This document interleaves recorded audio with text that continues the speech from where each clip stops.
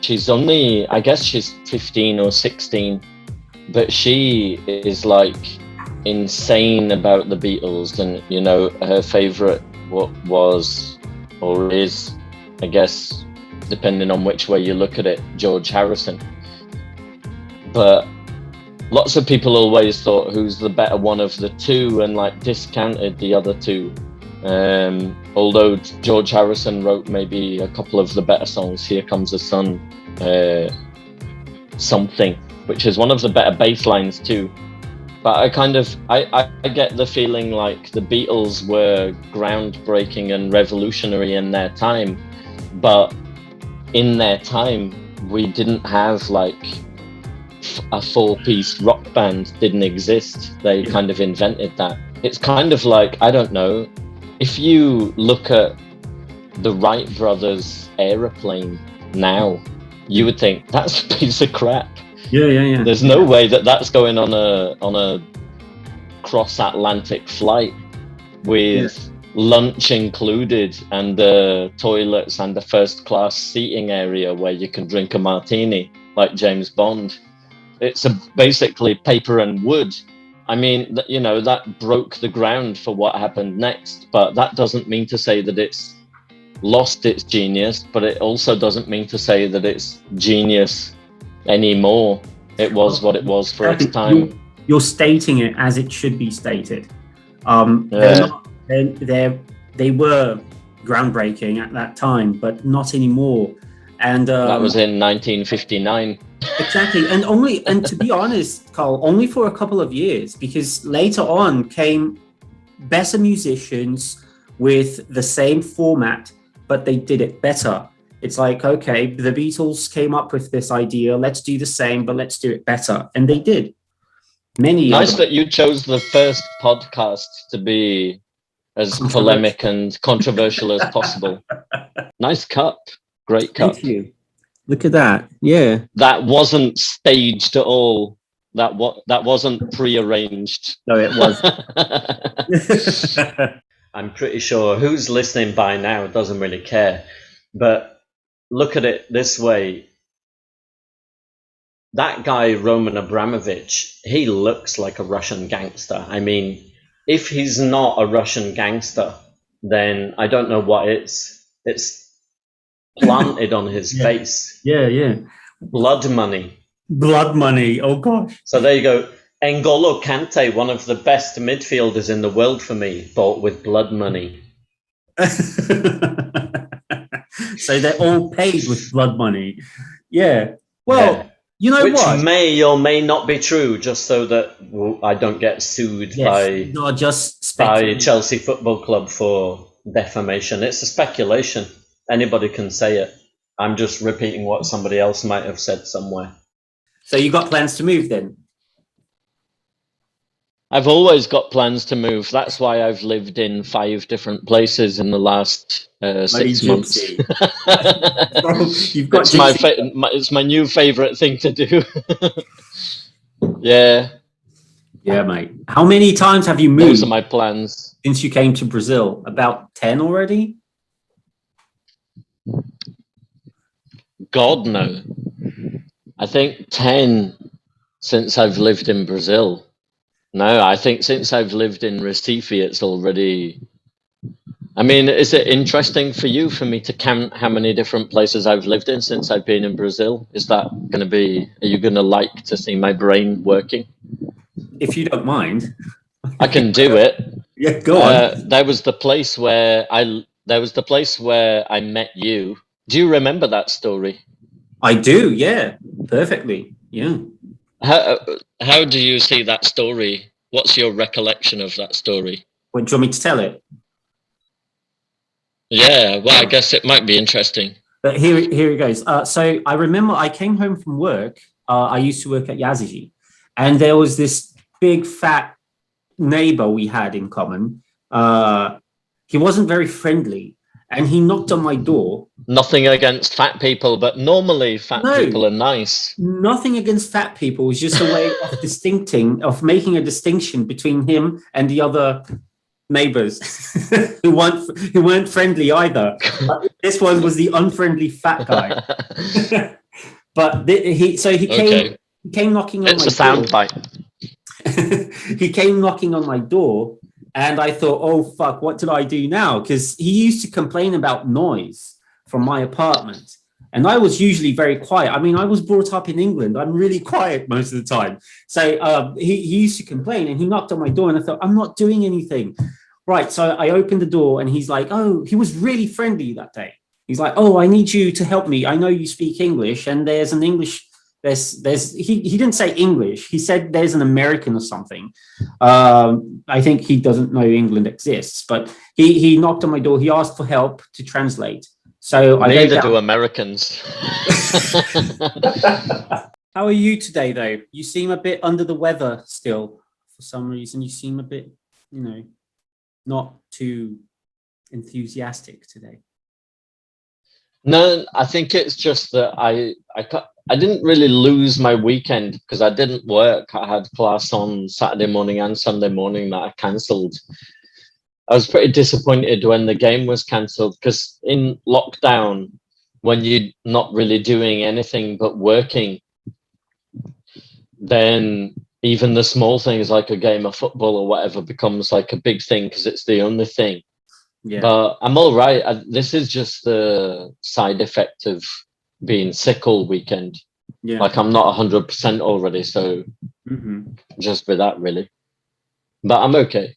Well, my side of the story, because every story has two sides, whether they're true or not. In this case, we have no reason to lie, so they're perfectly true.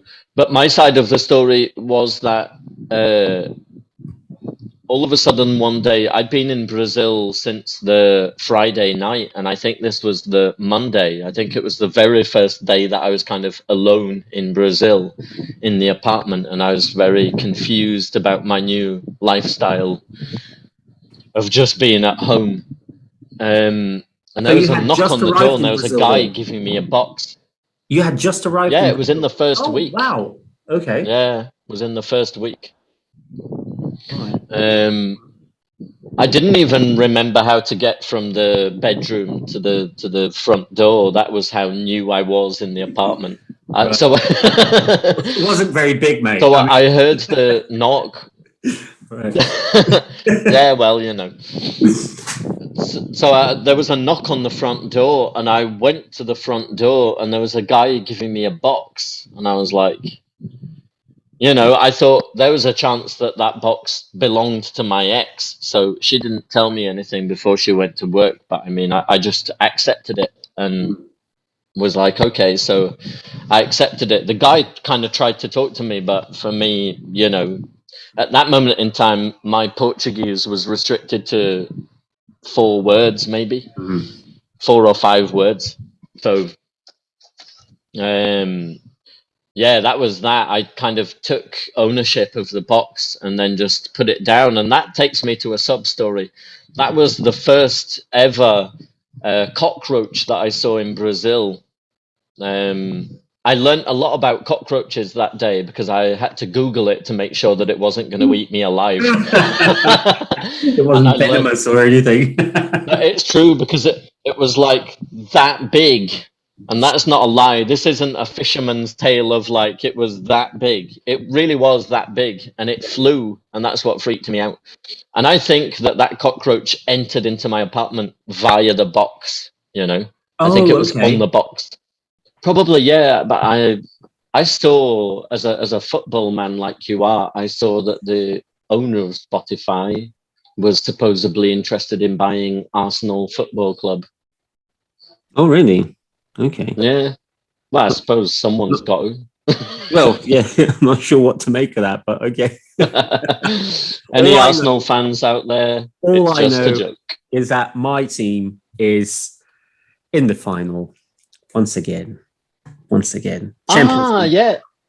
Your team were beaten by Arsenal last week, if I'm not mistaken. Unless all of a sudden you're a Leicester fan, like some other turncoats here in Brazil, I have to say. Because Brazilians do have a propensity to buy the shirts of whoever win the Premier League or the Champions League. No. Year. I've been Chelsea fan since the FA Cup 95, I think. Okay. Yeah, when they. I'm going to let you off on that because that's Mm. pre-Abramovich days. Oh, much longer before that. It was Viola. Do you remember Viola? Viola was I his do name. remember. It was him. It was that was when I got into Chelsea. But they were mid-table at that time and winning the FA Cup. I think it was 95 when they won. But winning the FA Cup was a huge deed for a mid-table team, you know. So I got really. Yeah, I mean, it happens sometimes. A shock. We like it. Nowadays, I mean, one of the biggest teams in Europe. So yeah, okay. Yeah, absolutely. Just a quick question. Is that why you're wearing a Chelsea t-shirt and sat with a backdrop of the high street in Rye? How do you Are know you it's immersing right? yourself? Just because I know you. That's unbelievable. Tell me I'm wrong. It is right. You're the first ever Chelsea fan to go to Rye. Most Chelsea fans don't even know where it is. That's just rude. That is just rude. Well, you know. Any Chelsea fans out there listening to this, back me up, will you? Come on. I'm sure there isn't. No, there isn't. And if there is, they might not understand English. They might No, not. that's a terrible thing to say. There probably is a lot of Chelsea fans in Brazil, and I have just one thing to say to you. It's a long time since Chelsea have won anything. Like, Brazilians generally kind of follow the winners, right? So go and support Liverpool or Manchester City. I mean, it's probably better. I mean, unless they do really win the Champions League, which is very probable. Well, possible, because they're in the final, so. Well, here's the thing, right? I don't care what you say. Along the lines of, you know, bass players and bass lines, is there a bass line that you just listen to and you think, bloody hell, this is genius? Is there one bass line that really touches your heart? You know, when you listen to it, you think, wow. There's millions. Yeah. And you know, a lot of them that stands out. A lot of them come from people that I don't even really know much about the band. You know, I constantly look in Spotify for new music, and I find new music and new artists that I never knew existed. There's a song by Kali Uchis, which I don't know how old it is, called Telepatia, which is the bass line to that song is what makes it work more than her voice, actually. But if there was one that I could pick, I think it would be Soul to Squeeze by the Red Hot Chili Peppers. Oh, all right. Okay. Yeah. Well, Chili Peppers bass lines. Yeah. I mean, I know it sounds a little bit like, oh, God, yeah, he said that, you know. I think Flea was one of the best bass players in the world at a certain moment in time because, yeah, there's millions of bass players. There's bedroom bass players everywhere that can play the songs that Flea wrote better than he can, maybe. But you've got to do it like that. You know, if that comes from you, if you're the one who created that, that's where the genius is. The genius isn't in being able to play it, you know. So I've got plans to continue teaching. I'm possibly going to do an accent class to get my accent, to eliminate every Brazilian, you know, resquício, every Brazilian trace in my accent. Are there any? I've never heard any Brazilian in your accent. Are you sure, mate? Oh, there is a little bit. There is. I mean, like people, native speakers, I feel like native speakers, they listen to me talk and they think, okay, your English is good, but where are you from? You know, they can sense that I'm not British. And it's just something personal, you know. I want to do this accent course to try and get, but then again, my brother says, look, if you spend 3 to 4 months in the UK, you'll get your accent like like perfect as soon as you live there for about 3 to 4 months. But anyway, that's more. Yeah, it'll happen quite quickly. Yeah, because you absorb the accent from where you live. English culture, pub, rain, and they drive on the wrong side of the road for some reason, and Yeah. and that's it. And they're actually a French colony gone wrong. That's what England is. Well, I mean, is that why the Americans hate the French so much? Oh no, that's right. And America is the English colony gone wrong, isn't it? Well, I mean, the good old US of A, big auntie, like the greatest nation in the world. I mean, they do a good war. we They've got some. we get Can I not say that? really easily on this podcast. Like we get political. Well, it's not political, is it? It's just a fact. Like Americans do love a good war. You can't deny it. I mean, we're not talking about politics. We're just saying that that's what they do. It's kind of like saying Germans. Yeah, I mean, Oktoberfest. What is political about that? They love to drink beer. People in Germany, but it's not Americans just love a good war. It's not that different from medieval England, is it? Well, it's not that different from any time England, I guess. I mean, you'll remember. Love a good war too.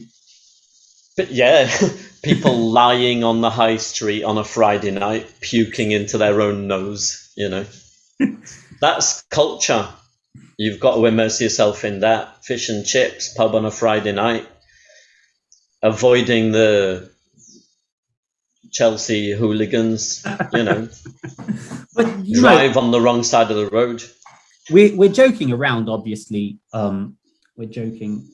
I don't know how much of a joke it was for you, but I don't care about Americans. Let them have their wars. It's fine by me. I'm not actually from Brighton. I was born in London, and then I was raised outside Manchester. I lived in Brighton for 10 years as an adult to try to be a musician, which is actually a weird thing about my accent, because my accent is definitely not London and it's definitely not Manchester. But if you try to find someone in England who has an accent similar to mine, the closest you get is Leicester. Leicester, okay, really? Do you know Leicester? I do, but I've never been there, but I do know it. They strangely won the Premier League in 2016. Yeah, I followed. Who'd have thought? Nobody knows how. They still don't remember how they did. Like, how the hell did that happen? They were like, I don't know. They won about 15 games 1-0, like desperately defending. It was fantastic. But ask me how many times I've been to Leicester. You've never been to Leicester, have you? I've never been to Leicester, really? But yeah, that's the strange thing about accent. I can sense an accent, like you speak. Ricky Gervais. You have a very similar Gervais, yeah. You have a very similar accent to him because of your glottal stops and other, words that you pronounce very closely to what he says. But he's from Reading, isn't he? He's from Reading. That's interesting because I think that means that over time, maybe especially living in Brazil and being close to people like yourself and my friend Simon, who's from London. Actually, he's a guy who we can get in at some point in time if we want a third man, just to kind of freshen it up for us to have someone to talk to about his experience or whatever. He's a nice person. I think maybe my accent's gotten globally more southern than because northern. You see, gotten. That's Gotten. Yeah, that's the south of England, isn't it? Gotten, south of London, right? So in Hastings, that's how people spoke. Yeah, probably. Gotten. So these glottals, Gotten. that's very you when you speak. And I've actually used audios like voice messages that you've sent me without your permission, but I've used it in passes where I talk about pronunciation, and I've actually said, look, this is one of my friends, so notice how he speaks, and his pronunciation of words with a T. So he'll probably pronounce it water, and you bottle, and that's interesting about you. So I always thought you corrected me, right, because I always thought that you were from Brighton because of your accent, and now you say you're from London. That makes sense. Yeah, a little bit, but then that you lived in Manchester, then you have nothing from Manchester, though, do you? But why Nottingham, if you don't mind me asking? Well, because to visit Sherwood Forest. Actually, no, it's got nothing to do with Robin Hood. It's because it's one of the cheapest places to rent. And we took a look at the city, at the town, and on YouTube. We found some videos, and people really enjoy living there. There are, other little towns around Nottingham that, have a good quality of life, and properties are not very expensive. So we thought, why not? Let's take a look. If we go to England, we're most probably not going to stay in East Sussex because it's 30% more expensive to rent or buy a property in East Sussex than anywhere else in the UK. So it's second only to London, only to central London. And that's just absurd. A small 1-bedroom flat in Hastings is around £150,000 for the same flat. Further up north, I can find it for like 90 or £100,000. So but these are all just. And when you're talking in pounds, it hurts, right? Absolutely, it's like, gosh, this is never going to happen. Although, if I could give you a small piece of advice here, and this is nothing against Nottingham, I'm really sure that you're going to love it. It's also a town where not a massive amount of things happen. You'll find yourself ducking out of Nottingham to other places, I'm sure. But there is a scale in England of the further north you go, with exception to Manchester, York, and Liverpool, obviously. As a city, if you try to live in the city of Manchester, you might end up seeing deviations in prices. But the further north you go, the more you'll start to see that price come down. And there's some places that are not the size of Nottingham, but they're tucked nicely in the countryside, very close to places that are bigger than Nottingham. Mm-hmm. And I'm talking about close to where I used to live. Right. This is where you can get some kind of feeling for the north of England in these places, but what you can also do is you can get a feeling for the countryside without having to deal with living in the middle of nowhere where you're afraid if the electricity goes, what the hell are you going to do? Or you need 45 minutes just to get to the nearest shop. Yeah. It's really not like that. So you can feel like you live in a city and you can take a walk in the countryside every single day, which is, that's the type of thing that conurbizations of Latin America can never give you. That is what you're describing is actually exactly what I'm looking for. A place where, it's not a big town, because I do not want to live in Nottingham or any other big city. I want to live in a small, secluded village or a smaller town, not a village, but a smaller town where I have access to good internet, good shops, supermarket, all my basic needs, but still close enough to a big town